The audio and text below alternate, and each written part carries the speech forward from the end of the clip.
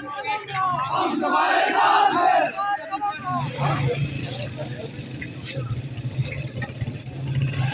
जिंदा है, फिर भी लड़ोगे, जिंदा है, लड़का।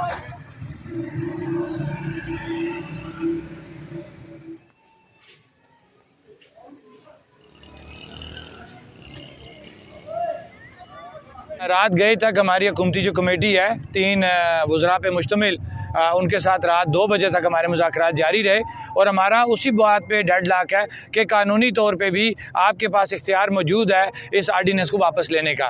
वो ये बार बार बहाना कर रहे हैं जी सुप्रीम कोर्ट में ये केस है। हमारा जो हुकूमत से मुतालबा था वो सुप्रीम कोर्ट और हाई कोर्ट में जाने से पहले का था। जिस दिन ये कानून काला कानून लगाया गया, हमने उसी दिन से इस कानून को इस पर प्रोटेस्ट किया, इस पर एतराज़ किया कि रियासत के अंदर कानून मौजूद है।